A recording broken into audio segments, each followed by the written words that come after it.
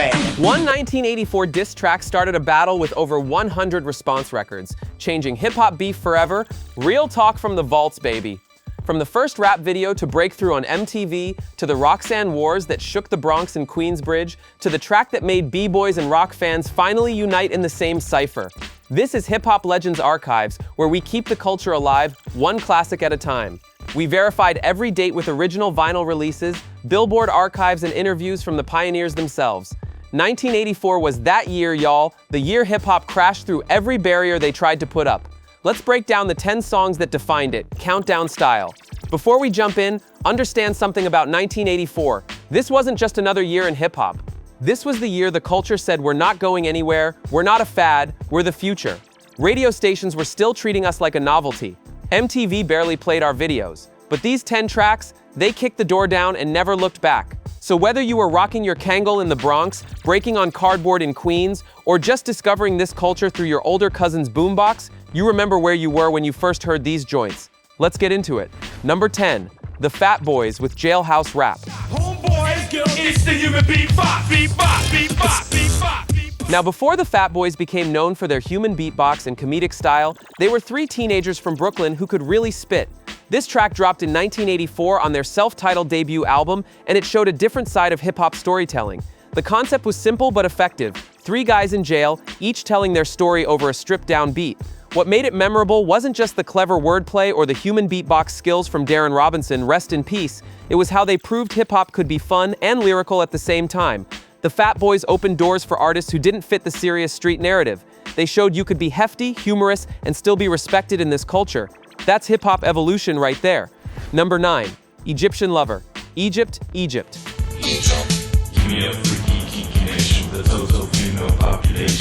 For those who remember 1984, you know electro-hop was running parallel to traditional hip-hop, creating its own lane. Egyptian Lover, coming straight out of LA, brought that West Coast electro sound with the Roland TR-808 drum machine that would influence hip-hop for decades. Egypt, Egypt had that futuristic, almost alien sound that made it a staple at skating rinks and block parties from Crenshaw to Compton. The track didn't have complex lyrics, but that wasn't the point.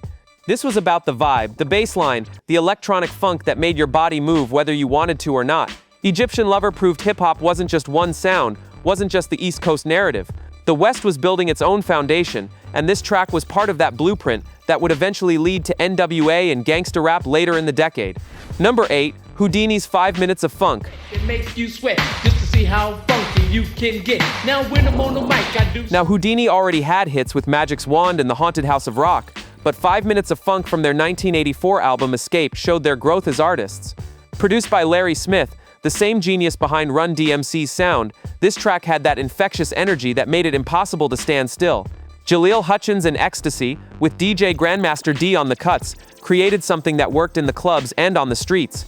The synthesizer work on this track was ahead of its time, blending electronic elements with that raw hip-hop aesthetic. Whodini was selling out shows, getting radio play, and proving that hip-hop artists could have crossover appeal without selling out the culture. That balance is what made them legends, and this track is a perfect example of how they walked that line. Number 7, Run-DMC, Together Forever Crush Groove 4. We got enough. It's like that, and we don't stop. By 1984, Run-DMC was already changing the game with their stripped-down, aggressive sound, but this track showed their artistic range. Joseph Simmons, Daryl McDaniels, and DJ Jam Master Jay created something different here. This wasn't a battle rap or a street anthem. This was about unity, about the crew, about brotherhood in hip-hop. Over a beat that sampled and interpolated different elements, Run and DMC traded verses about staying together, staying loyal, staying true to the culture. In a scene that was starting to see more competition and beef, this message of unity stood out. The production by Russell Simmons and Larry Smith gave it that raw Run-DMC sound, but with a melodic element that showed they weren't one-dimensional. This track proved you could be hard and have heart, which is what real hip-hop has always been about. Number 6, Kurtis Blow's Basketball. On the scene, and Ralph Simpson is really Now we're talking about hip-hop's first certified superstar creating an anthem that transcended the culture. Released in 1984, Basketball wasn't just a song about sports. It was hip-hop claiming space in mainstream American culture through the language of basketball. Kurtis Blow name-checked everyone from Moses Malone to Kareem Abdul-Jabbar, from Dr. J to World Be Free, making it the ultimate playground anthem.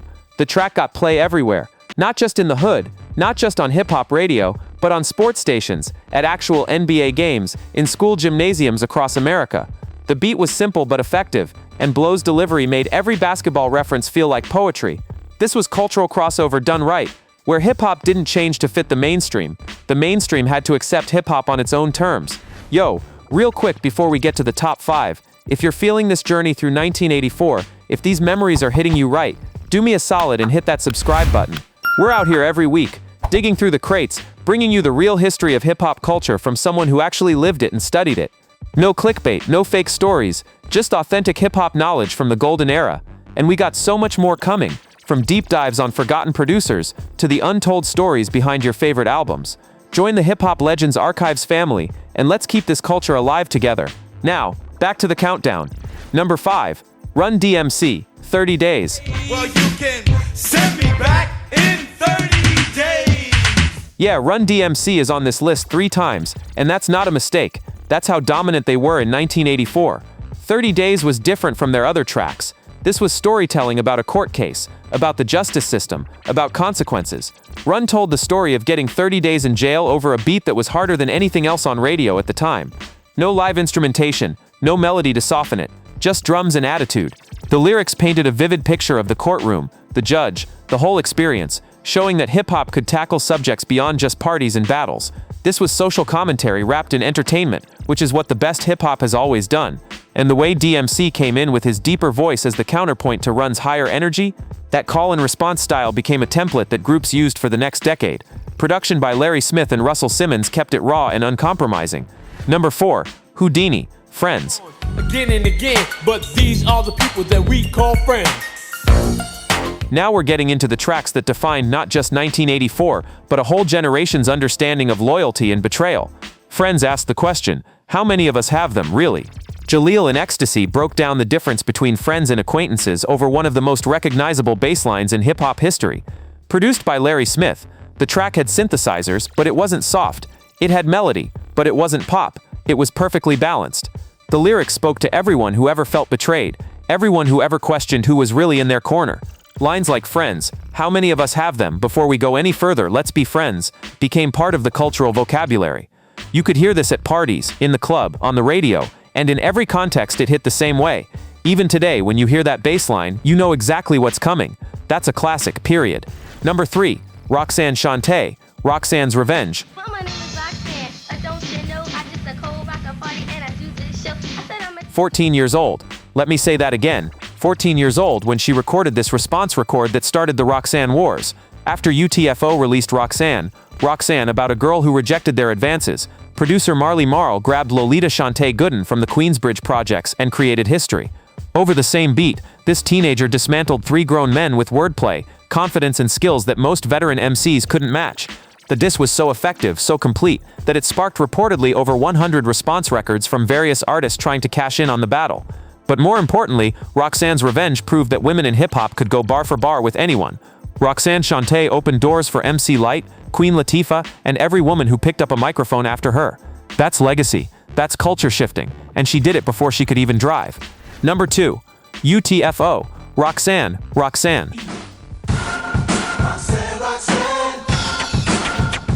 Now, it's only right that we give UTFO their flowers, because without this track, we don't get the Roxanne Wars, we don't get Roxanne Shanté's response, we don't get one of hip-hop's most famous battles.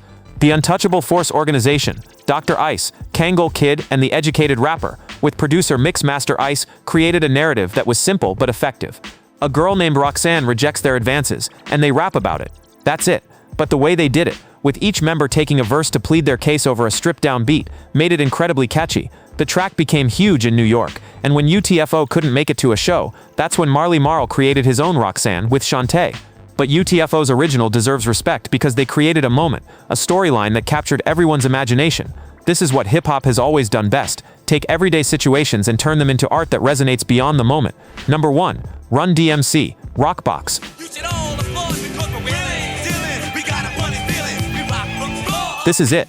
This is the one, the track that changed everything for hip-hop in 1984 and beyond. Rockbox was the first rap video to receive heavy rotation on MTV, breaking down barriers that seemed impossible just a year earlier. But it wasn't just about the video, the track itself was revolutionary. Run-DMC brought in Eddie Martinez on guitar, creating a genuine fusion of rock and hip-hop that wasn't gimmicky or pandering. This was aggressive, in your face, undeniable. The guitar riffs were hard, the drums hit different, and Run-DMC's delivery was pure New York attitude. When this video hit MTV, it forced mainstream America to pay attention to hip-hop as a legitimate art form, not just a fad. Black kids and white kids, rockers and b-boys, suddenly found common ground. The impact can't be overstated. This opened doors for everyone who came after. Without Rockbox, hip-hop's trajectory would have been completely different. That's why it's #1. That's why we'll never forget it. That's why Run-DMC from Hollis, Queens, will always be legends in this culture. And there you have it, family. The 10 hip-hop songs from 1984 that we'll never forget. And honestly, we never should forget. These tracks weren't just music. They were cultural moments, statements of identity, proof that hip-hop was here to stay regardless of what the mainstream thought. From the Fat Boys, showing us hip-hop could be fun, to Roxanne Shanté proving women could dominate the cypher, to Run-DMC literally breaking down doors at MTV. Every single one of these tracks contributed to the foundation we're still building on today. If this video brought back memories, if it taught you something new, or if it just reminded you why you fell in love with this culture in the first place, show some love, hit that like button. Subscribe to Hip Hop Legends Archives because we're doing this every week, bringing you the real verified history of the culture. Drop a comment and let me know which 1984 track hit you the hardest. What did we miss? What year should we cover next? This is Hip Hop Legends Archives, and we're keeping the culture alive, one story at a time. Peace, and remember, hip hop is forever. Word is bond.